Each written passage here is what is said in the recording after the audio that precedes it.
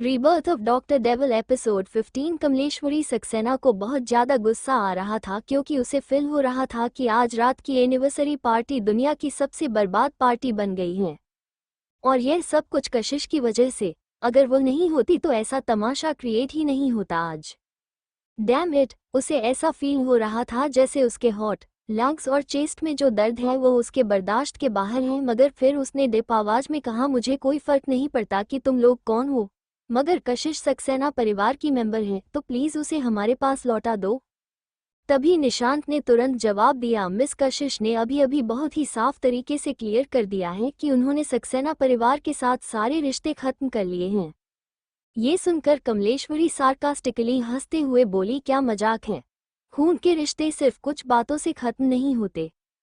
इस मूवमेंट पर रणविजय की इंडिफरेंट आवाज बॉडीगार्ड के पीछे से सुनाई दी जो काफी डेडली डेंजरस लग रही थी। अगर खून के रिश्ते इतने आसानी से खत्म नहीं होते हैं तो शायद हमें सक्सेना परिवार के सारे मेंबर्स के अंदर से उनका सारा खून निकालना होगा ताकि और कशिश से उनका रिश्ता खत्म हो जाए।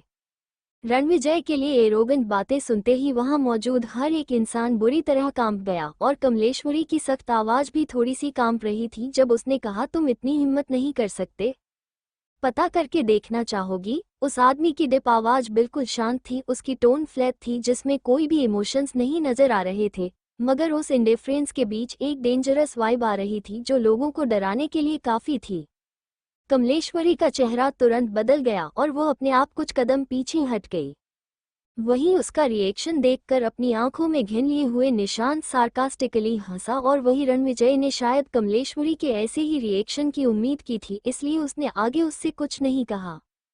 उसने बस अपना सर नीचे झुकाकर अपने बगल में खड़ी लड़की को देखा। भले ही वो लड़कियों में नॉर्मल लड़कियों के मुकाबले ज्यादा हाइट रखती थी, मगर फिर भी वो सिर्फ उसकी चिन तक ही पहुंच पाती थी। जब भी वो उसके नजदीक होती और उसकी तरफ देखती थी तो उसे अपना सर उठाना पड़ता था, जैसे थोड़ी देर पहले हुआ था। एक परफेक्ट टाइमिंग किस के लिए। वो जो हाइट की डिफरेंस थी उसके और कशिश के बीच में, वो बिल्कुल सही थी। उसने अपना हाथ आगे बढ़ाया और कशिश के लंबे बालों को सहलाया। वो उसे बहुत ही कम इस तरह खुले बालों में देख पाता है।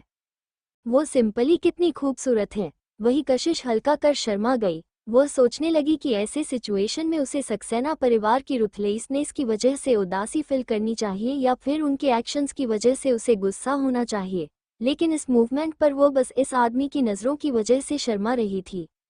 रणविजय का चेहरा अब्सोल्यूटली स्टनिंग था और उसकी जो यूनिक जेंटलनेस थी और जिस तरह से क्लोजली वो कशिश की तरफ देखता था, वो एक इनविजिबल बॉन्ड की तरह था जो उसे एक ही जगह पर बांध देता था और वो अपनी जगह से हिल भी नहीं पाती थी।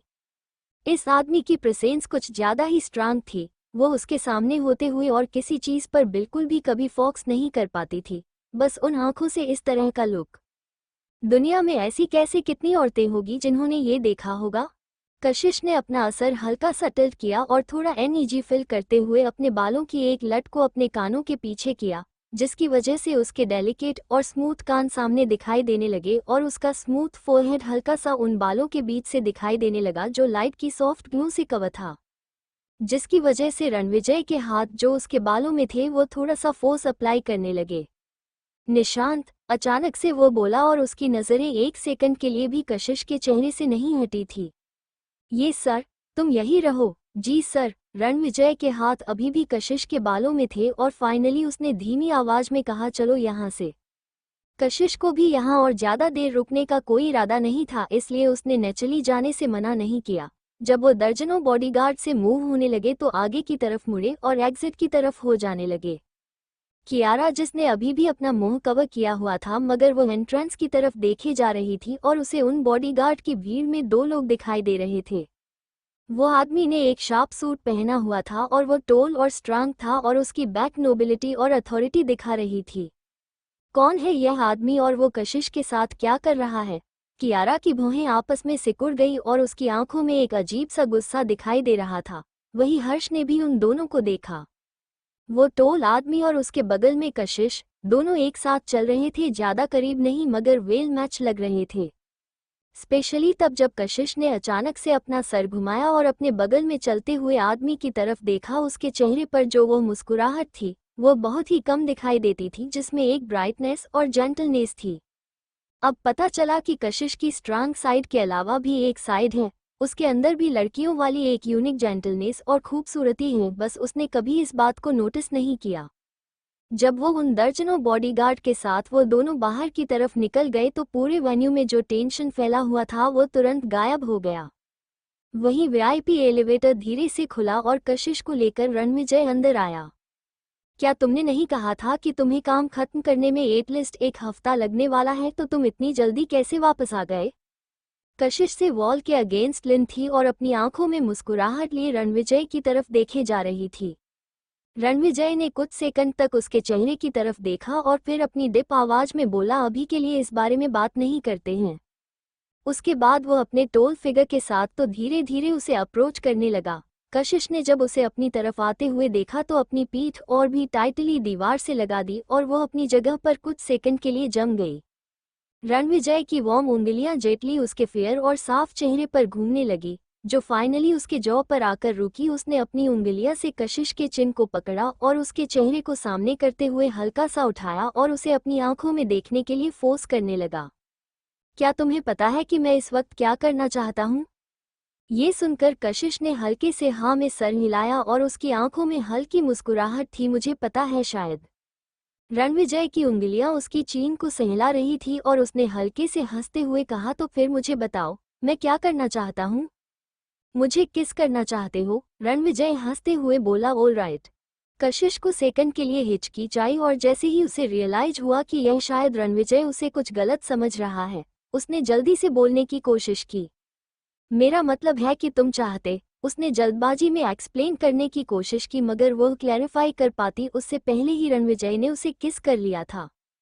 कूल और सॉफ्ट, उसकी बॉडी हल्की सी कांप पर गई। उसके दोनों हाथ उसके पीछे की दीवार पर टाइटली प्रेस हो गए और उसकी बॉडी टेंस हो गई। रणविजय उसके होठों के साथ खेल रहा था और अपनी टंग से उसके होठों के सेप को तराश रहा था। उसकी कॉल और पलीजेन सेंट कशिश को अपनी नाक में महसूस हो रही थी, जिसकी वजह से अचानक कशिश का दिल डीपली रिलैक्स होने लगा और उसकी टेंस बॉडी धीरे धीरे शांत होने लगी। अचानक से एक स्ट्रांग हाथ उसकी कमर के आसपास लिप गया और रणविजय की टंग फोर्सफुली उसके दांतों से होते हुए बिना किसी हिचकिचाहट के उसके मुंह में इंटर कर गई और धीरे धीरे अपनी टंग से वो उसके मुंह का स्वाद लेने लगा। कशिश का सर अचानक से हिट अप होने लगा और उसने हल्का सा अपना सर टिल्ट करते हुए रणविजय की डोमिनेटिंग और इंटेंस किस का जवाब देना शुरू कर दिया। उनकी वो किस काफी ज्यादा इंटेंस थी, स्पेशली जब रणविजय की बाहों में खड़ी एक कशिश ने अपने सॉफ्ट हाथ उसकी एक गले पर रख लिए और शर्माते हुए उसकी किस का जवाब वो देने लगी। रणविजय को समझ में आ गया था कि इस लड़की का इन्फ्लुएंस उसके ऊपर एक अलग ही लेवल तक पहुंच गया है। भले ही वो बस उसके सामने आकर खड़ी हो जाए और उसके साथ खड़ी हो, फिर भी वो अपने आप को रोक नहीं पाता था उसके नज़दीक जाने से, उसे गले लगाने से और उसे किस करने। उससे वो बहुत ही एडिक्टेड था, अल्कोहल या फिर किसी और नशे से ज़्यादा। उसे किसी भी चीज़ का एडिक्ट नहीं होना था, उसे किसी भी चीज़ की लत नहीं लगती चाहिए थी और वो ज़्यादा डिप नहीं होनी चाहिए थी। किसी ने बहुत पहले उसे यह वार्निंग दी थी, लेकिन अब वो भूल चुका था। वो इस वार्निंग को याद ही नहीं रखना चाहता था। जब तक वो उसके साथ है उसे कोई फर्क नहीं पड़ता, बनने दो उसे उसकी कमजोरी और लत। कैसे? वह रणविजय रावत अपनी इकलौती कमजोरी और खजाने को प्रोटेक्ट नहीं कर पाएगा?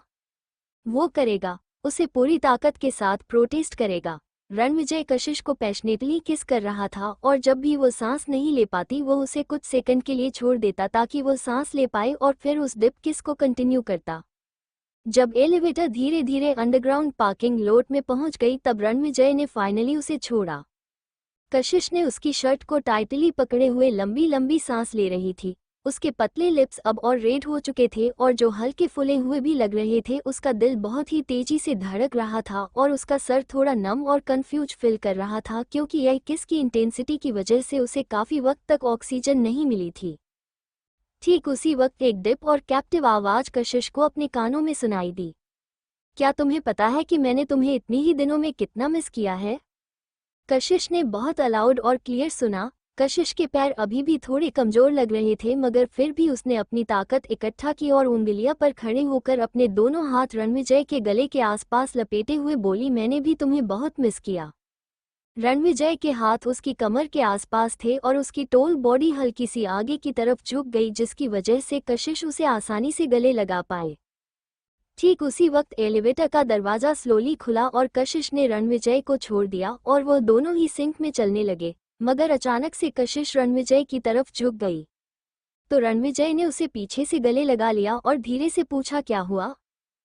ठीक उसी वक्त उसकी नज़रें कशिश के पैरों पर गई जो हल्के हल्के से कांप रहे थे और अचानक से वह तेजी से हंसने लगा। उसने आगे कुछ नहीं कहा, बस अपने हाथ उसकी कमर के आसपास लपेटे और एफर्टलेसली उसे गोद में उठा लिया। हाँ, कशिश के मुंह से हल्की सी आवाज निकली और उसके हाथ अपने आप रणविजय के गले के आसपास मजबूत हो गए। रणविजय का टोल और स्ट्रेट फिगर उसे गोद में उठाने के बावजूद भी बिल्कुल भी स्ट्रगल नहीं कर रहा था। वो एलिवेटर के बाहर आया और डेविल स्माइल के साथ कशिश को देखते हुए बोला, तुम्हें सचमुच अपने स्टेमिना पर काम करने की जरूरत है। तुम बस एक किस से ऐसे हाल में पहुंच गई। अगर हमने इससे ज्यादा कुछ किया तो तुम्हारा क्या हाल होगा?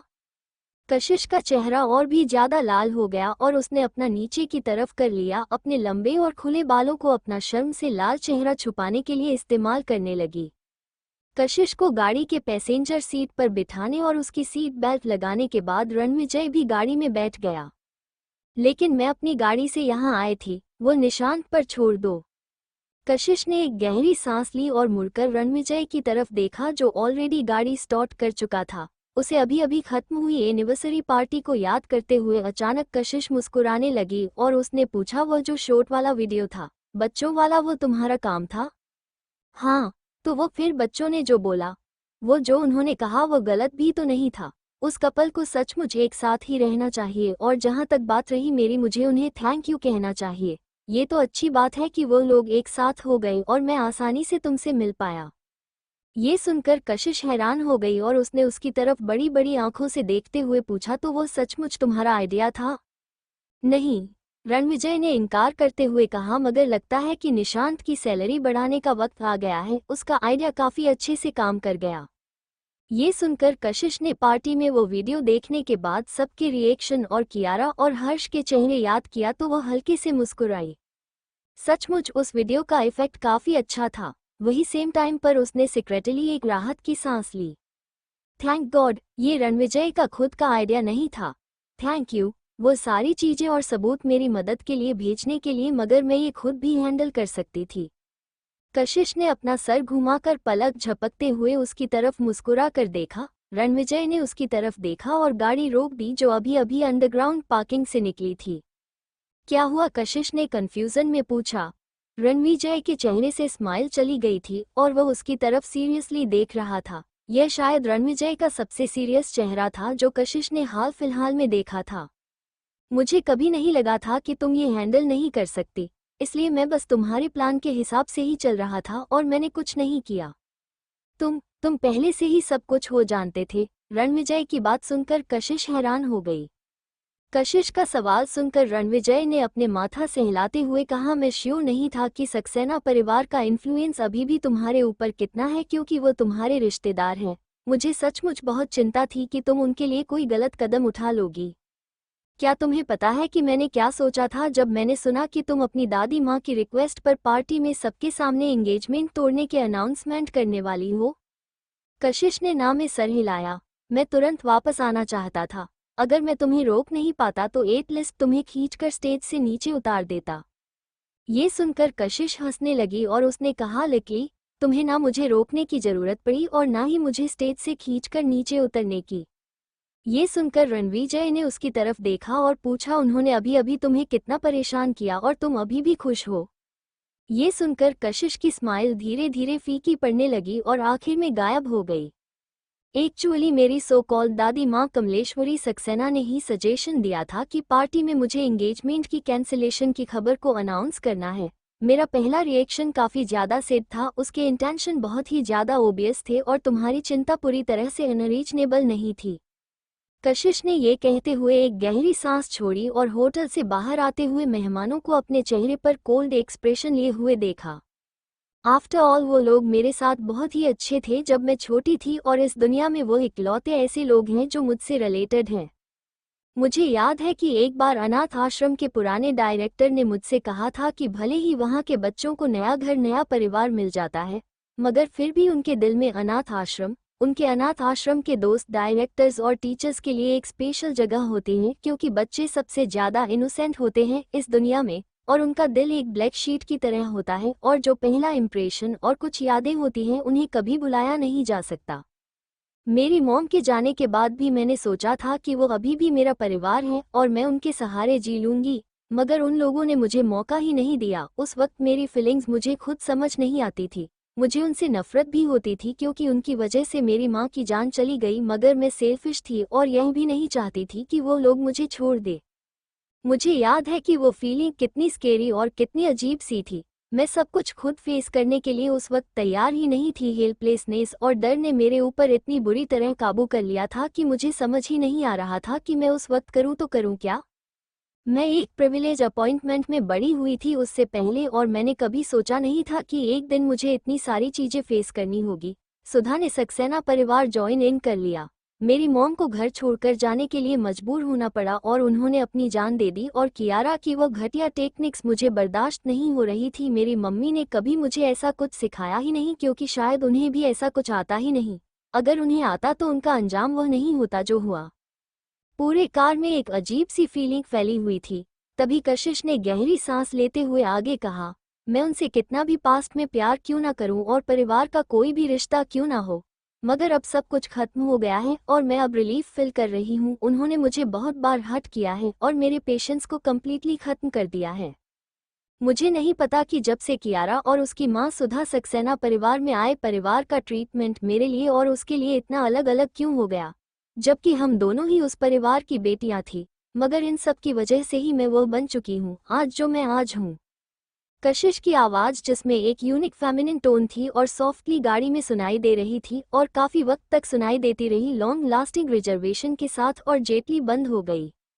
अब तुम्हारे पास मैं हूँ। रणविजय की डिप आवाज़ ठीक उसी वक्त सुनाई थी और उसने अपना हाथ उठाकर कशिश के सर पर रखा और जेटली अपना फोरहेड कशिश के फोरहेड से लगाते हुए कहा, तुम अकेली नहीं हो, अब मैं हमेशा तुम्हारे साथ हूँ। कशिश मुस्कुराई और उसने हाँ में सर हिलाते हुए कहा, मुझे पता है। तो तुम्हें तो यहाँ आना ही नहीं चाहिए था जब तुम्हें पता था कि यह लोग कुछ ऐसा ही करेंगे, या फिर तुमने फैमिली नहीं मानती तो तुमने इन्हें खुद को परेशान करना क्या मौका ही क्यों दिया। रणविजय उसके बालों को सहला रहा था और उसे अभी भी थोड़ा गुस्सा था कि वो पहले प्लेस पर कमलेश्वरी सक्सेना की रिक्वेस्ट मानकर यहाँ आई ही क्यों, क्योंकि हर्ष और मेरा रिश्ता अब खत्म हो गया है और हम कभी एक साथ नहीं हो सके। सक्सेना परिवार के साथ मेरे फैमिली कनेक्शंस को साइड में रखकर सिर्फ मेरे और हर्ष की सगाई को तोड़ दिया जाए और हर्ष और कियारा एक साथ हो जाए तो यह मेरे लिए भी बेस्ट ही रहेगा। इसलिए नेचुरली मैं ऐसा करने के लिए खुशी खुशी मान गई। क्यों? क्योंकि इसकी वजह से मैं पथेटिक नहीं लगती लोगों की नज़रों में। एटलीस्ट बाकी लोगों को यही लगेगा कि मैंने एक चीटर को छोड़ा है, ना कि उसने मुझे छोड़ा है। रणविजय के हाथ ये सुनकर रुक गए और उसकी नज़रें कशिश के ऊपर टिकी हुई थी और वह चुपचाप उसके आगे बोलने का इंतजार कर रहा था। कशिश ने भी रणविजय की आंखों में देखा और धीमी आवाज में कहा, तुम हमेशा टॉप पर खड़े रहोगे और सबकी नज़रों में सेंटर ऑफ अटेंशन होंगे। तुम्हारी लाइफ ऑलमोस्ट परफेक्ट है और ऐसा कुछ नहीं है जो मैं तुम्हारे लिए कर सकती हूँ, लेकिन एटलीस्ट मैं ये कर सकती हूँ कि अगर मैं तुम्हारी ज़िंदगी में आऊँ, तुम्हारी ज़िंदगी में और तुम्हारी लाइफ में एक दाग ना बन जाऊँ। रणविजय के दिल की धड़कन जो मोस्ट बाहर तक सुनाई दे रही थी और उसके साथ साथ उसे अपने दिल में एक बहुत ही तेज दर्द महसूस हो रहा था। वह हाथ जिससे उसने कशिश को पकड़ा हुआ था वो टाइट होता जा रहा था और उसके दूसरे हाथ की मुठिया बनी हुई थी। तो कशिश आज कमलेश्वरी के रिक्वेस्ट मानकर यहाँ आए। उसने सारी बेइज्जती और सारी परेशानियां बर्दाश्त की, सारा पेशेंट दिखाया और फाइनली काउंटर अटैक किया, बस उसके लिए। वो उसका हर एक मूव बाहर से देख रहा था, ये सोचते हुए कि वो उसकी ट्रिक से समझ रहा है और उसके प्लान में चुपचाप उसका साथ दे रहा है। उसने सोचा था कि जब उसे उसकी सबसे ज्यादा जरूरत होगी तब वो उसके पास जाएगा और उसका साथ देखा। मगर उसे थोड़ा सा गुस्सा अभी भी था, उसके यहाँ आज रात जाकर खुद को परेशान करने का मौका देने के डिसीजन पर। लेकिन अब उसे पता चला कि वो तो कुछ ज्यादा ही बड़ा बेवकूफ है। तुमने ऐसा क्यों सोचा? मुझे इन सब चीजों से कोई फर्क नहीं पड़ता। मगर मुझे पड़ता है, कशिश ने अचानक कहा। रणविजय, मुझे फर्क पड़ता है। मैं तुम्हारे ऊपर बोझ नहीं बनना चाहती, मैं और हार्ड वर्क करूंगी अपना बेस्ट वर्जन बनने के लिए, एक ऐसी लड़की बनने के लिए जो तुम्हारे लायक हो, ताकि तुम बिन मेरी चिंता किए आगे बढ़ सको। बिल्कुल भी नहीं। अगले ही सेकंड कशिश को अपने लिप्स पर थोड़ा दर्द महसूस हुआ क्योंकि कोई रणविजय उसे बहुत ही ज्यादा फोर्स के साथ किस कर रहा था। मैं तुम्हें कभी नहीं छोड़ूंगा, याद रखना तुम मुझसे अलग नहीं हो सकती। अचानक से कशिश को अपने गले में बहुत ही खराश महसूस होने लगी, उसकी आंखों में आंसू भर गए और उसकी आंखें धुंधली होने लगी। मुझे तुम पर भरोसा है, कशिश ने बहुत ही मुश्किल से यह शब्द अपने भरे हुए गले के साथ कहा तो रणविजय हल्का मुस्कुराया और उसे दोबारा जेटली किस किया और बोला, मैं तुम्हें घर ले चलता हूँ। ओके। मालाबार हिल्स में रणविजय कशिश को घर ले आया और वो दरवाजे पर खड़ा था और अपना सर झुकाकर उसकी तरफ देखे जा रहा था जो उसे मुस्कुराया कर देख रही थी। क्या तुम मुझे अंदर नहीं आने दोगी? कशिश मुस्कुराई और अपने फोन पर टाइम रणविजय की आंखों के सामने दिखाते हुए बोली, काफी लेट हो गया है। मैं बिल्कुल जल्दी में नहीं हूँ, ऑलरेडी 10 बज चुके के हैं और तुम जब तक अपने घर पहुँच जाओगे तब तक 11 से ज्यादा हो जाएंगे। तुम्हें कल ऑफिस भी तो जाना है। रणविजय ये सुनकर कुछ 2 सेकंड्स के लिए शांत रहा, फिर उसने अचानक कहा, मुझे भूख लगी है। कशिश की आंखों में कंफ्यूजन देखकर रणविजय ने कहा, मैं प्लेन से उतरने के तुरंत बाद तुमसे मिलने चला आया था, मैंने कुछ नहीं खाया। ये सुनकर कशिश की भौहें आपस में सिकुड़ गई और फाइनली वो साइड में हटते हुए जगह बनाते हुए बोली, अंदर आओ। ये सुनकर रणविजय मुस्कुराया और बिना किसी हिचकिचाहट के घर के अंदर चला गया। रणविजय को सचमुच भूख लगी थी, उसने काफी सारा खाना खाया और खाना खाने के बाद वो नहीं रुकने वाला था। वो कशिश के चेहरे पर थकान देख सकता था और वह भी काफी थका हुआ था क्योंकि 12 घंटे की फ्लाइट के बाद वह डायरेक्ट पार्टी हॉल चल गया था और आराम करने का उसे मौका बिल्कुल नहीं मिला था। उसने कशिश को गले लगाया और उसे किस करते हुए बोला, मैं जा रहा हूँ, तुम भी जाकर आराम करो। ओके, मैं तुम्हें बाहर तक छोड़ती हूँ। ये सुनकर रणविजय लाइटली बोला, उसकी कोई जरूरत नहीं है। इतना कहने के बाद उसने कशिश को छोड़ा, साइड से अपना कोट उठाया और जाने के लिए मूड हो गया। कशिश थोड़ा कंफ्यूज थी मगर उसने ज्यादा इस बारे में सोचा नहीं। उसने जब अपना सर घुमाया तो उसे चमकते हुए कफलन कॉफी टेबल पर दिखाई दिया और उसे लगा कि रणविजय ज्यादा दूर नहीं गया होगा, इसलिए वो उसके पीछे भागी उन्हें देने के लिए। जब कशिश बाहर आई तो उसने रणविजय को एलिवेटर के अंदर जाते हुए देखा तो वो तुरंत भागी, मगर एलिवेटर का दरवाजा ऑलरेडी बंद हो चुका था। उसने जल्दी से डाउन का बटन दबाया मगर अभी भी ज्यादा देर हो गई थी। थोड़े से पहुंच के बाद उसने उन्हें अगली बार लौटने का फैसला किया जब वो लोग मिलेंगे, लेकिन जैसे ही वो जाने के लिए मुड़ी उसकी नज़रें एलिवेटर के बाहर लगे कंट्रोल पैनल पर चली गई और उसके कदम अचानक से रुक गए। हाँ, यह क्या हो रहा है? वो मुड़ी और उसमें फिर से एलिवेटर की तरफ अपना चेहरा किया और काफी देर तक कंट्रोल पैनल की तरफ देखती रही, मगर नंबर पैनल पर से बदले नहीं और यहाँ तक कि नीचे जाने वाला एरो भी गायब हो गया। एलिवेटर 15वें फ्लोर पर जाकर रुका और फिर नीचे गया ही नहीं। कशिश के दिमाग में कई सारे डाउट्स आ रहे थे और तभी अचानक एक ख्याल उसके दिमाग में आया। वो काफी देर तक वही एलिवेटर के सामने खड़े होकर कंट्रोल पैनल को देखते रही और फाइनली अपने हाथ में पकड़े हुए चमकते हुए कफलन को देखकर उसकी भौहें आपस में सिकुड़ गई और वह अपने घर में जाने के लिए मुड़ गई। पूरे दिन के थके होने की वजह से शावर लेने के बाद कशिश को काफी गहरी नींद आई। उस रात वो बहुत अच्छे से सोई थी। अगली सुबह दरवाजे पर बेल बजी। रणविजय दरवाजे के बाहर खड़ा था। उसे लगा कि कशिश इतनी जल्दी नहीं खोलेगी क्योंकि वो सो रही होगी, इसलिए उसने अपना सर नीचे किया अपनी शर्ट एडजस्ट करने के लिए, लेकिन उसे हैरानी तब हुई जब दरवाजा जल्दी खुल गया। रणविजय ने थोड़े हैरानी से अपने सामने से निटली ड्रेस लड़की को देखा। उसने एक हाथ से डोर का फ्रेम पड़ा हुआ था और उसके चेहरे पर एक शरारती मुस्कुराहट थी और उसकी तरफ देखते हुए उसने काफी प्रोटेक्टिवली मुस्कुराते हुए ग्रिट किया। Good morning. रणविजय ने 2 सेकंड के लिए उसकी तरफ देखा और हाँ में सर हिलाते हुए बोला, गुड मॉर्निंग। कशिश साइड हट गई और उसे अंदर आने के लिए बोली, अंदर आ जाओ। बिना किसी हिचकिचाहट के रणविजय घर के अंदर आ गया। डाइनिंग रूम में बैठो, मैं नाश्ता तैयार कर दिया है। डाइनिंग रूम को अप्रोच करते हुए और टेबल पर लगे नाश्ते को देखकर रणविजय ने फाइनली कशिश की तरफ ध्यान से देखा और सॉफ्टली पूछा, 2 लोगों के लिए नाश्ता बनाया है तुमने? क्या तुम्हें पता था कि मैं आज भी यहाँ आऊँगा? कशिश उसके अपोजिट बैठी और बस मुस्कुराई और अपना सर घुमाते हुए उसने हाथ आगे बढ़कर वह डायमंड कफलन रणविजय के फोन के बगल में टेबल पर रखते हुए बोली, तुम अपनी कफलन कल रात यही भूल गए थे। ये सुनकर रणविजय ने अपनी आंखें घुमाई और कफलन की तरफ देखा जो कशिश के हाथ में थे और काफी जाने पहचाने लग रहे थे। उसने दूसरी तरफ देखकर चुपचाप अपना नाश्ता करना शुरू कर दिया। वही जब कशिश ने देखा कि वो टॉपिक अवॉइड करने की कोशिश कर रहा है तो खुद को मुस्कुराने से रोक नहीं पाई। उसने लाइटली अपना सरना में हिलाया और ब्रेकफास्ट करना शुरू कर दिया क्योंकि उन दोनों को ही नाश्ता करने के दौरान ना बोलने की आदत थी। खाने के बाद कशिश ने डाइनिंग रूम साफ किया और बाहर आए तो रणविजय वहां पर नहीं था। उसने उस लिविंग रूम में भी नहीं देखा। जब वो अंदर आए तभी उसे अचानक याद आया कि उसने वॉशिंग मशीन की रिमाइंडर टोन सुनी थी थोड़ी देर पहले। उसने वो सारे कपड़े जो वॉश होने लायक थे उन्हें वॉशिंग मशीन में डाल दिया था ब्रेकफास्ट के दौरान और वही टाइमर सेट कर दिया था। जैसे ही कशिश बाथरूम में पहुंची उसने देखा कि रणविजय वॉशिंग मशीन के सामने खड़ा है और जब उसने पीछे से आवाज सुनी तो उसने मुड़कर कशिश की तरफ देखा। रणविजय ने उसकी तरफ देखा और कुछ सेकंड के लिए उसके हैंडसम चेहरे पर कंफ्यूजन नजर आ रहा था। बेवकूफ आदमी, तुम यहाँ क्या कर रहे हो? कशिश ने लगभग चिल्लाते हुए कहा क्योंकि उसकी नज़र रणविजय के हाथ में पकड़े हुए पर्पल कलर के अपने कपड़े पर चली गई जिसे उसने दोनों हाथों से पकड़ा हुआ था।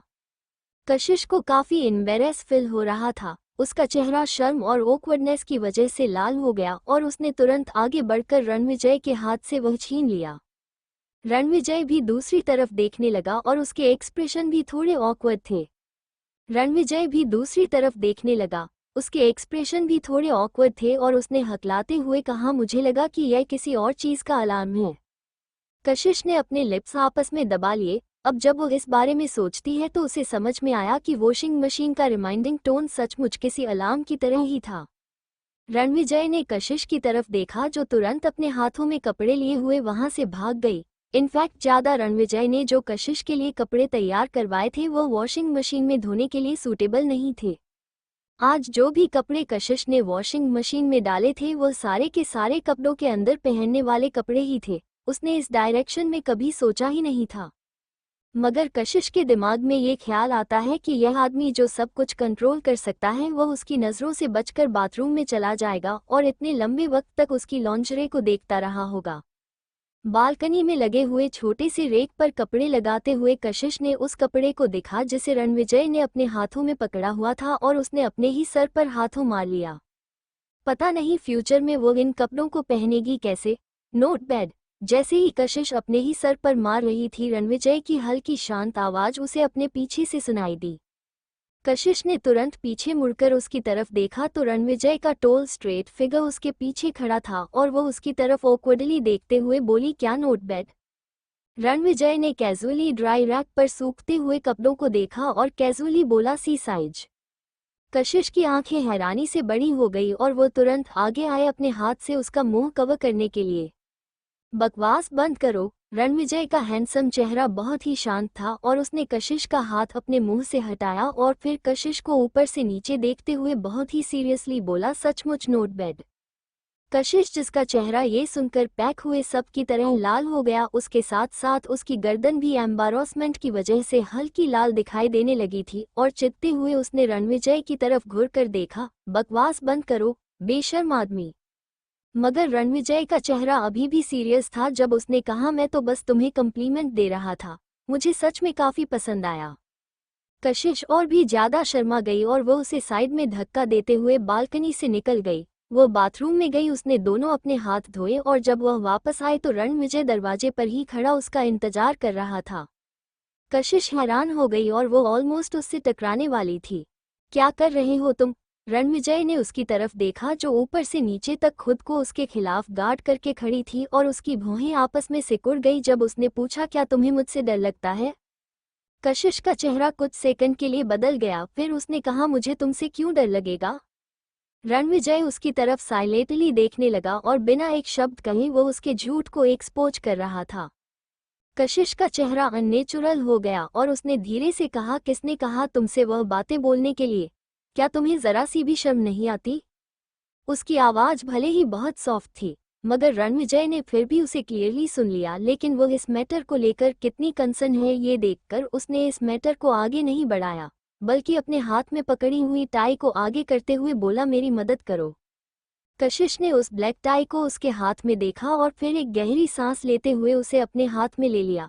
अब जब वो बाथरूम के दरवाजे पर खड़ी थी तो वहां पर एक छोटा सा पायदान था, इसलिए अब उसकी हाइट रणविजय के नजदीक थी और उसे उंगलियों पर खड़ा होने की जरूरत नहीं थी, जिसकी वजह से आज उसका काम थोड़ा आसान हो गया। रणविजय बस अपना थोड़ा सा सर नीचे करके कशिश की स्मूथ स्किन और उसकी छोटी सी नाक देख सकता था। हो गया। कशिश ने अपने सामने खड़े आदमी को देखा और कहा, क्या तुम खुद से करना नहीं सीखना चाहते? अगर तुम्हें किसी दिन अकेले रहना पड़ा तो क्या तुम्हारे लिए यह इनकन्वीनियंट नहीं होगा? अगर तुम्हें नहीं आता हुआ तो मेरे पास तुम हो। कशिश बोली, मैं तुम्हारे साथ नहीं रहती हूँ। क्या तुम हर रोज यहाँ कर मुझसे टाई बंधवाने वाले हो? रणविजय ने थोड़ी देर सोचा और फिर कशिश को दरवाजे से बाहर लाते हुए बोला, इसमें ज्यादा कोई प्रॉब्लम वाली बात नहीं है। उसका अननेचुरल चेहरा देखकर कशिश अपने आप को दिल ही दिल में हंसने से और रोक नहीं पाई। ऑलराइट, काम पर जाने का टाइम हो गया है, कशिश ने कहा और अपना फोन अपने बैग में रखा और एंट्रेंस की तरफ जाने लगी अपने शूज बदलने के लिए। मैं तुम्हें ले चलता हूँ। ओके, कशिश ने एक ही बार में हाँ कर दी, क्योंकि वो जानती थी कि मना करना यूजलेस है। वही जहाँ कशिश पूरी रात सुकून से सोई थी, वही सक्सेना परिवार में बिल्कुल भी कुछ ठीक नहीं था। कमलेश्वरी, नीलेश और सुधा पूरी रात जागे हुए थे। कल रात की पार्टी में जो इंसिडेंट हुआ था उसकी वजह से वो लोग सो ही नहीं पा रहे थे, और उसके अलावा कंपनी के सारे एग्जीक्यूटिव और उन्होंने तो कुछ इन्वेस्टर्स को भी पार्टी में बुलाया हुआ था जो कंपनी के साथ काम करते थे, और कुछ बड़े बड़े इन्फ्लुएंस प्रोड्यूसर और डायरेक्टर्स को भी।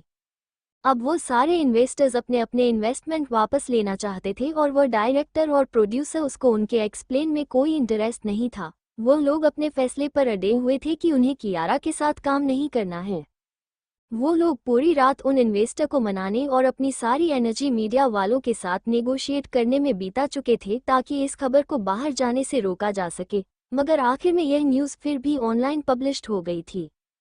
वो पिक्चर्स और वीडियो पागलों की तरह फैल रही थी, स्पेशली वो वाली जो कल रात बिग स्क्रीन पर दिखाई गई थी। भले ही रिपोर्टर्स ने डिटेल नहीं बताई थी, मगर फोटोज और सिचुएशन देखकर सबको अंदाजा लग गया था कि कियारा ने अपनी बहन का रिश्ता खराब किया और अपने ही ब्रदर इन लॉ के साथ गलत संबंध रखे और सक्सेसफुली उनकी एंगेजमेंट तुड़वा दी, और कशिश फैमिली बिजनेस को ध्यान में रखते हुए आगे आई और उसने अपने ऊपर सारी रिस्पॉन्सिबिलिटी ले ली, मगर आखिर में उसके ऊपर धोखा देने का इल्जाम लगा दिया। रिपोर्टर्स ने बेसिकली कल रात एनिवर्सरी पार्टी में हुए हर एक इंसिडेंट को अच्छे से कवर किया था, लेकिन वो ब्लैक कैट बॉडीगार्ड्स आ गए उसके बाद क्या हुआ ये बात कहीं भी मेंशन नहीं की गई थी। वही इंटरनेट पर लोग बहुत ही ज्यादा गुस्से में थे ये खबर बाहर आने के बाद। उसने अपने ही बहन के होने वाले हस्बैंड को चुरा लिया है। कौन करता है ये? वो हर्ष मल्होत्रा भी अच्छा इंसान नहीं है, उसकी इतनी खूबसूरत फ्यूसे हैं मगर फिर भी अपनी ही साली के साथ गलत संबंध रखता है, बेशर्म कहीं के।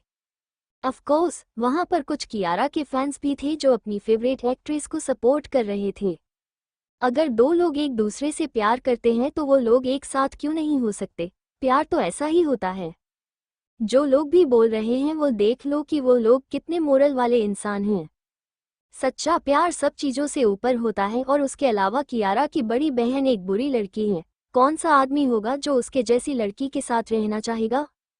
मिस्टर मल्होत्रा का ऑब्वियसली टेस्ट अच्छा है जो उन्होंने उस लड़की को छोड़ दिया।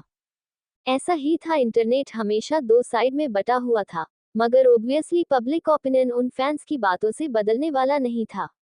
सक्सेना परिवार के विला की लिविंग रूम की लाइट कल रात पार्टी से आने के बाद से ही अभी तक जली हुई थी और पूरे लिविंग रूम में एक डिप्रेसिंग एटमॉस्फेयर फैला हुआ था।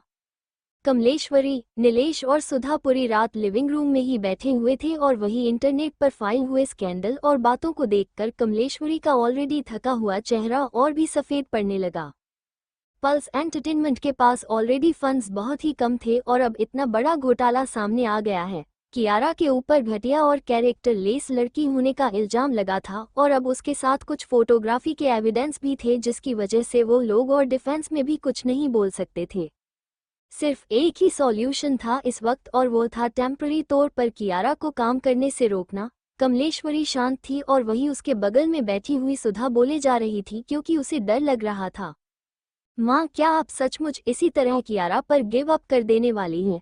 अभी अभी उसे एक इम्पॉर्टेंट फिल्म का काम मिला है, हमें किसी भी तरीके से कियारा के लिए कोई रास्ता निकालना ही होगा। कियारा इकलौती उम्मीद है इस वक्त हमारी। सुधा की बातें सुनकर कमलेश्वरी तुरंत रियलिटी में वापस आई। हाँ, कियारा उनकी इकलौती उम्मीद है, ना सिर्फ अभी बल्कि हमेशा से ही। वो इतनी आसानी से कियारा के साथ हार नहीं मान सकती हैं। और वही कियारा जो ऊपर बैठी हुई थी, वह भी पूरी रात सोई नहीं थी। उसका चेहरा अभी भी उन थप्पड़ों की वजह से फुला हुआ था जो कल रात कशिश और निशांत ने उसे मारे थे। उसने ऑलमोस्ट पूरी रात आइस पैक का इस्तेमाल किया था, बस थोड़ी सी सूजन और जलन को कम करने के लिए। यहाँ तक कि उसे पानी पीने में भी तकलीफ हो रही थी। उसके दिमाग में वो सारी चीजें रिप्ले हो रही थी जो कल रात एनिवर्सरी पार्टी में हुई थी। कशिश का हर एक एक्सप्रेशन, हर एक शब्द, हर एक लेटर, सब कुछ जाल था और सब लोगों कशिश के उस मास्टर प्लान में फंस गए। जब भी कियारा इस बारे में सोचती तो अपने दांत पीस लेती थी। उसकी बॉडी बहुत ही बुरी तरह कांप रही थी। उसकी आंखें गुस्से की वजह से लाल थी, जैसे वह किसी भी वक्त किसी इंसान पर हमला कर देगी। और उसके अलावा वो कल आया हुआ पार्टी में आदमी और जो बॉडीगार्ड्स वो अपने साथ लेकर आया था वो और भी ज्यादा ताकतवर थे। यहाँ तक कि उसका असिस्टेंट भी इतने एरोगेंस के साथ बात कर रहा था। वो ऐसा सब कुछ कैसे कर सकता है बिना किसी पावर के? कशिश किससे कनेक्ट है? अब वो यह एक्सेप्ट नहीं कर सकती। वो कैसे ये सब एक्सेप्ट कर सकती थी? कशिश को बचपन से, जब से वो पैदा हुई तब से सक्सेना परिवार ने एक प्रिंसेस की तरह पाल पोस कर बड़ा किया। और वो शुरू में उसके डैड कौन है ये भी उसे नहीं पता था, और बाद में उसे एक मिस्टर कर घर तोड़ने वाली औरत की बेटी कहा गया, और फाइनली उसे इतनी मेहनत के बाद सक्सेना परिवार की पोती का दर्जा मिला था। वो सारी प्रिविलेज एंजॉय करना चाहती थी जो उसके पास पहले कभी नहीं थी, और वो 2 गुना ज्यादा एंजॉय करना चाहती थी। उसकी नजरें फाइनली अपने फोन पर गई। कशिश, तुम मुझे बर्बाद करना चाहती हो इस तरह? बिल्कुल भी नहीं। वही मल्होत्रा ग्रुप के स्टॉक बहुत तेजी से नीचे गिर रहे थे। बोर्ड ऑफ डायरेक्टर्स अब हर्ष से एक्सप्लेनेशन डिमांड कर रहे थे, और वही लतिका हर्ष को कंपनी जाने से रोकने की कोशिश कर रही थी। मोम, इस वक्त बहुत ही बड़ी प्रॉब्लम क्रिएट हो गई है और मुझे आगे जाकर कुछ ना कुछ तो करना ही होगा। छुपे रहना किसी भी चीज का सॉल्यूशन नहीं है। नहीं, तुम इस वक्त क्या कर सकते हो? वो सारे शेयर होल्डर्स भूखे भेड़िए की तरह बैठे हुए हैं। अगर तुम उनके सामने गए तो वो तुम्हें जिंदा खा जाने के लिए तैयार बैठे होंगे। लेकिन हर्ष कुछ कहना चाहता था, मगर लतिका ने उसकी बात बीच में ही रोकते हुए कहा, तुम्हें जल्दबाजी करने की कोई जरूरत नहीं है। तुम शांत हो जाओ। शायद तुम्हें सक्सेना परिवार के घर जाकर कियारा से मिलना चाहिए और देखो कि वो लोग ये सिचुएशन कैसे हैंडल करने के बारे में सोच रहे हैं। वो किसी भी कीमत पर कियारा को इग्नोर नहीं करेंगे और तुम लोग इस वक्त अलग नहीं हो सकते। एटलीस्ट तुम दोनों को एक साथ रहना होगा, क्या तुम्हें पता है ना? ये बात ये सुनकर हर्ष धीरे धीरे शांत होने लगा। उसे यह बात माननी होगी कि उसकी माँ सही कह रही है। थोड़ी देर सोचने के बाद उसने हाँ में सर हिलाया और कहा, ओ राइट, मैं अभी सक्सेना परिवार के घर जा रहा हूँ। लेकिन सक्सेना परिवार भी इस वक्त सॉल्यूशन नहीं ढूंढ रहा था। जब सुधा ने हर्ष को देखा तो उसे तुरंत ऐसा लगा जैसे उन्हें उनका सेवियर मिल गया हो, और वो बोली, हर्ष, कियारा पूरी रात सोई नहीं है, वो किसी से मिलना भी नहीं चाहती। प्लीज ऊपर जाओ और उससे बात करो। वो उसकी प्यारी बेटी थी। हर्ष ने अपनी लिप्स एक साथ दबाया और हाँ में सर हिलाकर ऊपर गया। जैसे ही वो कियारा के रूम के दरवाजे पर नोक करने वाला था, रूम का दरवाजा अंदर से खुला गया और वही हर्ष को देखते ही कियारा की आंखों में पैनिक को दिखाई देने लगा। उसने तुरंत अपने कदम पीछे लिए और उसका फोन जो उसके हाथ में था वो दरवाजे से टकराकर तुरंत जमीन पर गिर गया। हर्ष ने उसे पैनिक करता हुआ देखा तो कंफ्यूजन वाले एक्सप्रेशन के साथ जमीन से फोन उठाया, लेकिन जैसे ही उसने स्क्रीन पर पिक्चर्स देखी उसकी भौहें तुरंत आपस में सिकुड़ गई। कियारा ने अपना फोन खींचने की कोशिश की, मगर हर्ष का रिएक्शन देखकर उसने और नाटक ना करने का फैसला किया। हर्ष अपने हाथ में फोन लिए हुए खड़ा था और उन फोटोज को देखे जा रहा था जो कियारा ने अभी अभी मीडिया को भेजे थे, और फिर उसने अपना सर उठाया और उसकी आंखें डार्क और कोल्ड थी। जब उसने पूछा, क्या है ये सब, कियारा ने हर्ष की तरफ देखा और उसकी आंखों में आंसू भरे हुए थे। जब उसने कहा, हर्ष, मैंने ये सब इसलिए किया क्योंकि मेरे पास और कोई चॉइस नहीं थी। मेरे पास और कोई रास्ता नहीं था जाने के लिए। सब कशिश की गलती है। कशिश ने ही मुझे करने पर मजबूर किया है। वही सेम टाइम पर एक वेल नोन वेबसाइट ने कई सारी पिक्चर्स को पब्लिश किया और उन पिक्चर्स के सामने आते ही पब्लिक ओपिनियन की डायरेक्शन तुरंत बदल गई। रणविजय कशिश को पर्सनली कंपनी लेकर जा रहा था, मगर रास्ते में ही कशिश को अचानक रितिका की तरफ से कॉल आया। हेलो कशिश, क्या तुम ठीक हो? ये सवाल सुनकर कशिश की भौहें आपस में सिकुड़ गई और उसने रितिका से कंफ्यूजन में पूछा, क्या हुआ है? क्या तुम्हें नहीं पता? ऑनलाइन चेक करो और याद रखना, अगर तुम्हें किसी भी मदद की जरूरत हो तो मैं हूँ। रितिका बहुत ही कम इतना ज्यादा गुस्से में ही या फिर परेशान नजर आती थी, इसलिए कशिश को अंदाज हो गया कि इस पक्का कुछ बुरा हुआ है।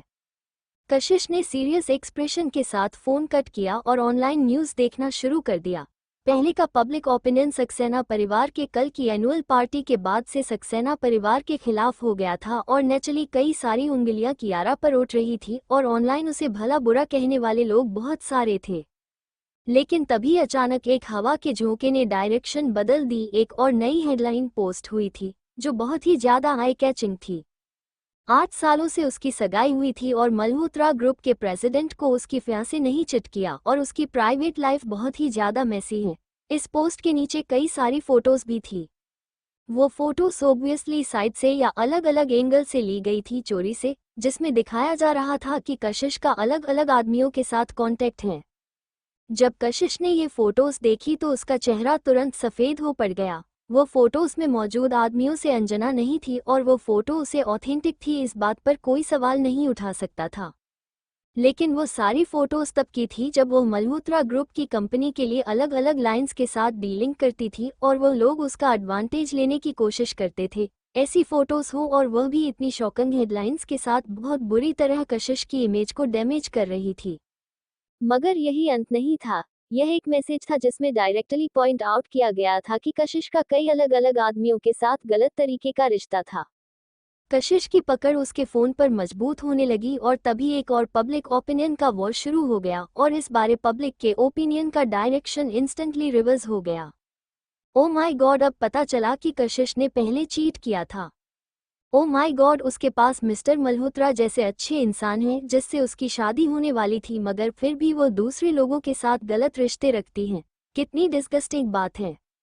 ना सिर्फ उनके साथ गलत रिश्ते रखे हैं बल्कि इतने सारे आदमियों के साथ रखे हैं। ऊपर से वो कितनी डिसेंट नजर आती है जबकि अंदर से उसका कैरेक्टर कितना खराब है। लोगों का कहना है कि वो स्ट्रांग लड़की है, लेकिन अब शायद ऐसा लग रहा है जैसे उसने ये सब कुछ दूसरे हाथ में के साथ सोकर ही अचीव किया है, राइट? थैंक्स गुडनेस कि मिस्टर मल्होत्रा का इसके साथ आपको भी रिश्ता नहीं है। कशिश ये सब देखकर सार्कास्टिकली हंसी। इस वजह से रितिका इतने गुस्से में थी। कशिश को इन सब बातों पर हंसी आ रही थी। कल अचानक से कियारा ने पार्टी में जो कुछ भी चिल्लाते हुए कहा था वो सब कुछ काम आ रहा है। उसने कहा था कि हर्ष उससे बहुत प्यार करता है और उसने काफी वक्त तक सब कुछ बर्दाश्त किया और हर्ष अगर उसके साथ रहता तो वो दोनों ही स्ट्रगल करते रहते, इसलिए वो दोनों उससे माफी मांगना चाहते थे। अब हर तरीके से यही लगा रहा था कि कशिश ने पहले हर्ष को धोखा दिया, चाहे किसी भी तरीके से क्यों ना देखा जाए। भले ही कशिश अपने इमोशंस को कंट्रोल में करने की पूरी कोशिश कर रही थी, मगर रणविजय ने फिर भी उसकी इनडिफरेंट नोटिस कर लिया। उसने गाड़ी रोकी और उसके फोन पर वह सारी फोटोज और कन्वर्सेशन देखी तो उसका चेहरा कोल्ड हो गया और उसने पूछा, क्या तुम्हें मदद की जरूरत है? कशिश ने साइलेंटली अपना फोन साइड में रखा और फिर उसकी तरफ और सर घुमाते हुए पूछा, क्या तुम्हें इन सब से फर्क पड़ता है? रणविजय की भौहें आपस में सिकुड़ गई और उसने कहा, मुझे फर्क पड़ता है। ये सुनकर कशिश कुछ बोल पाती उससे पहले रणविजय दोबारा बोला, मुझे इससे अच्छा कंपनी को बंद करवाना होगा है। ये सुनकर कशिश के चेहरे पर फाइनली मुस्कुराहट आई और उसके एक्सप्रेशन काफी टच वाले थे। रणविजय की बातें छोटी थी मगर वो उसकी बातों का मतलब समझ गई। जब मल्होत्रा ग्रुप लगभग बैंकक्रप्ट होने वाला था तो उसने अपनी सारी ताकत इस्तेमाल करके यहाँ तक कि अपनी डिग्निटी को भी साइड में रखते हुए कंपनी को धीरे धीरे वापस संभाल कर खड़ा किया। हर्ष नहीं चाहता था कि मल्होत्रा ग्रुप बर्बाद हो जाए, इसलिए उसने उसकी मदद की और अपना बहुत सारा वक्त और एनर्जी उसकी कंपनी के लिए नए प्रोडक्ट्स डिजाइन करने में लगाया और बहादुरी से कई सारे बिजनेस सोशल इवेंट्स उसकी जगह पर हैंडल किया। रणविजय के लिए सिर्फ एक सेंटेंस ही यह सब कुछ होने से रोक सकता था। क्या वो सचमुच अपनी कंपनी को बर्बाद होने देगा कशिश से यह सारे काम करवाने की बजाय? काश वह रणविजय से अपनी जिंदगी में पहले मिली होत, काश हर्ष कभी उसकी लाइफ में आया ही नहीं होता। कशिश ने धीरे अपना सरना में हिलाया और सॉफ्टली गहरी सांस छोड़ते हुए बोली, तुम्हें इसमें मेरी मदद करने की कोई जरूरत नहीं है, उन्हें मुझे एक क्रिटिसाइज करने दो। ये सुनकर रणविजय के एक्सप्रेशन और भी कंफ्यूजन वाले हो गए और उसके डिसअप्रूविंग एक्सप्रेशन देखकर कशिश अचानक हंसते हुए बोली, चिंता मत करो, अब मुझे बदला लेना बहुत ही अच्छे से आता है। ये सुनकर रणविजय के एक्सप्रेशन रिलैक्स हो गए और वो उसकी तरफ थोड़ा इंटरेस्ट से देखने लगा तो कशिश आगे बोली, यह खबर अभी अभी बाहर आई है और इसने बहुत बड़ा मैसिव रिएक्शन क्रिएट नहीं किया है, यह अनडाउटेडली कियारा का ही काम है और मुझे एग्जैक्टली पता है कि मेरा टारगेट कौन है। इतने सालों में वो पुराने सारे सेम मुद्दे उसे उठा रही है और हर बार इमोशनल कार्ड खेलती रहती है, लेकिन इस बार पब्लिक ओपिनियन भी एक्सपोज होगा उन पुराने स्कैंडल के लिए। अचानक से 6 साल पहले मेरी मॉम की मौत हो जाने की वजह से मुझे कुछ समझ ही नहीं आया और मैं उस वक्त डिफेंसलेस थी और अपनी इनोसेंस प्रूफ नहीं कर पाई। इतने सालों में कई सारी सच्चाइयां हैं जो दब कर रह गई और मेरी रेपुटेशन ऑलरेडी लोगों की नज़रों में सेट हो गई थी। ये सब करके कियारा को लग रहा है कि सब कुछ खत्म हो गया और इस बार भी मैं उसका कुछ नहीं बिगाड़ पाऊंगी, लेकिन इस बार चीजें इतनी सिंपल नहीं हैं। अब जब वो तमाशा खड़ा करना ही चाहती है तो मुझे इस मौके का फ़ायदा उठाकर उन इश्यूज़ को भी उठाना चाहिए और उसके साथ एक एक करके सारे इसको सेटल करने चाहिए। ये सब सुनकर रणविजय हंसते हुए बोला, तुम मुसीबत को दावत दे रही हो तो? कशिश ने इनोसेंटली क्यूट सा चेहरा बनाकर पलकें झपकाते हुए कहा, यह मुसीबत को दावत देना कैसे हुआ? सीरियसली मैं तो अब अपने बदले के मिशन पर हूँ। इतना कहकर कशिश रुकी और उसकी आंखें एक्साइटमेंट से चमक रही थी। उसके अलावा इतने सालों से पीआर कंपनी चलाने के बाद मैं अपनी आंखों के सामने एक्सपीरियंस करना चाहती हूँ कि किसी को टॉप पर पहुंचाकर उन्हें अपने हाथों से धक्का देने में कितना मजा आता है। मैं उससे उसका सब कुछ छीन लूंगी, मैं उसे 7वें आसमान की ऊंचाई पर पहुंचाकर फिर वहां से इतनी तेज धक्का दूंगी कि वह कभी उठ नहीं पाएगी। कशिश की टोन कोल्ड और प्लेफुल थी, जिसे सुनकर किसी के भी रीढ़ की हड्डी तक ठंडक महसूस हो सकती थी, मगर रणविजय को उसकी यह साइड काफी पसंद आ रही थी। वही जब कशिश को एहसास हुआ कि उसने अभी अभी क्या कहा है तो उसने अपने लिप्स बाइट कर लिया और रणविजय की तरफ देखते हुए थोड़ा ऑकवर्ड फील करते हुए पूछा, क्या तुम्हें लगता है कि मैं कुछ ज्यादा ही स्कीमिंग हूँ? ये सुनकर रणविजय हंसते हुए बोला, मुझे तुम्हारे ये स्कीमिंग और चालक एटीट्यूड काफी पसंद आया, मगर क्या तुम श्योर हो कि तुम्हें मेरी मदद की जरूरत नहीं पड़ेगी? कशिश ने सख्ती से हाँ में सर हिलाया, मगर रणविजय की भौहें आपस में सिकुड़ गई और वह बोला, बिल्कुल भी नहीं, मैं बस बैठकर तुम्हें परेशान होते हुए देखा नहीं सकता। ये सुनकर कशिश मुस्कुराई और उसने कहा, तुम बहुत ही ज्यादा आई कैचिंग हो। अगर तुम मदद के लिए आगे आए तो सबकी नज़र तुम्हारे ऊपर टिक जाएगी और उसके अलावा मैं शर्त लगा सकती हूँ कि उसकी यह इन्फॉर्मेशन और फोटोज रिलीज करने का सिर्फ एक ही कारण नहीं कि उसका नाम क्लियर हो जाए और सारा ब्लेम मेरे ऊपर आ जाए। उसका एक और गोल है जो अभी तक लोगों को नजर नहीं आया है, लेकिन उसका मेन कारण वही है। और वो क्या है? वो जो कार तोड़ने वाला इंसिडेंट हुआ था न्यू वर्ल्ड प्लाजा में, जहां तुमने हर्ष की गाड़ी तुड़वा दी थी और आलिया का हाथ तुड़वा दिया था, और उसके बाद लास्ट नाइट कल की पार्टी में भी तुम वहां पहुंचे और तुमने फिर से मेरी मदद की। मैं उसे बहुत अच्छे से जानती हूँ, वो चाहती है कि जिंदगी भर मैं परेशान होती रहूं, तो वह कैसे तुम्हारे जैसे किसी अमेजिंग इंसान को मेरे साथ होने दे सकती है जो मुझे मुसीबत से बाहर निकाल ले? इसलिए वो चाहती है कि तुम देखो कि मैं किसी तरह की इंसान हूँ, और एक बार अगर तुम्हें पता चल जाए तो तुम नेचुरली मुझे छोड़कर जाना चाहोगे। ये सब सुनकर रणविजय बिल्कुल भी खुश नजर नहीं आ रहा था, इसलिए कशिश ने उसकी तरफ झुकते हुए मुस्कुरा कर कहा, उसे कोई आइडिया नहीं है कि तुम कितने स्मार्ट हो और इतनी आसानी से बेवकूफ़ नहीं बनोगे। ये सुनकर रणविजय ने अपना सर झुकाकर उसकी तरफ देखा और कहा, तुम्हें कम्प्लीमेंट देने बिल्कुल नहीं आते। वो एक बहुत ही बेकार सा कम्प्लीमेंट था उसे देने के लिए, और वही कशिश की एक्सप्रेशन जम गए कुछ मूवमेंट के लिए और उसने कहा, मैं तो बस सच बता रही थी। तो तुम सचमुच मुझे कम्प्लीमेंट दे रही थी? ये सुनकर कशिश की बात उसके गले में ही रह गई और वो तुरंत वहां से भाग गई। जब कशिश कंपनी पहुंची तो सब लोग काफी मिक्स इमोशंस के साथ उसकी तरफ देखे जा रहे थे। ऑफकोर्स वो जानती थी क्यों, मगर कशिश ने इस बात से खुद को परेशान नहीं किया। जब तक वो सही है तब तक उसे घोषिप का डर नहीं था, और कियारा की वजह से वो इतने सालों में इन सब चीजों की आदी हो गई थी। वही परेशान रितिका कशिश की ऑफिस में उसका इंतजार कर रही थी। उसने कैजुअल कपड़े पहने हुए थे और वो कशिश की ऑफिस चेयर पर अपने हाथ में गोल्फ क्लब लिए हुए बैठी हुई थी। जब उसने कशिश को अंदर आते हुए देखा तो वो तुरंत खड़ी हुई और वो गोल्फ का क्लब लेते हुए बाहर जाते हुए बोली, आ गई तुम, चलो उन लोगों को एक अच्छा सा वक्त सिखाते हैं। कशिश रितिका का यह एटीट्यूड देखकर हैरान हो गई और उसे नहीं पता था कि वो इस वक्त कैसे रिएक्ट करे। हमें तो अभी तक ये भी नहीं पता चला है कि किसने किया है ये सब और किसी मारने जा रही हो तुम। हर्ष और कियारा ऑफ कोर्स, सोच कर देखो ये सब कुछ उन्हीं का काम होगा। एनीवे अगर हमने उन दोनों को इसके बावजूद भी सबक सिखा दिया तो हम कुछ गलत तो नहीं करेंगे। ये सुनकर कशिश शांति से उसके पास गई और उसने रितिका के हाथ से गोल्फ क्लब लेते हुए कहा, अगर मुझे किसी को सबक सिखाना है तो तुम अपने हाथ गंदे नहीं करोगी। इस वक्त कंपनी में सब लोग रावत फैमिली के जो मोल हैं उसमें जगह बनाने के लिए मेहनत करने में बिजी हैं। अगर तुम इस तरह बाहर जाकर फाइट करोगी तो सब लोगों का हार्ड वर्क वेस्ट हो जाएगा। तो तुम क्या करने का सोच रही हो? इसी तरह चीजें होने दोगी और वो लोग तुम्हारे साथ कुछ भी करेंगे, तुम कुछ नहीं बोलोगी? ये सुनकर कशिश अपनी चेयर पर बैठते हुए मुस्कुराकर रितिका को देखकर बोली, अगर मैंने कहा कि मैं सारी चीजें इसी तरह छोड़ दूंगी और उन लोगों को मुझे परेशान करने दूंगी तो क्या तुम पहले मुझे नहीं मारोगी इसी गोल्फ क्लब से?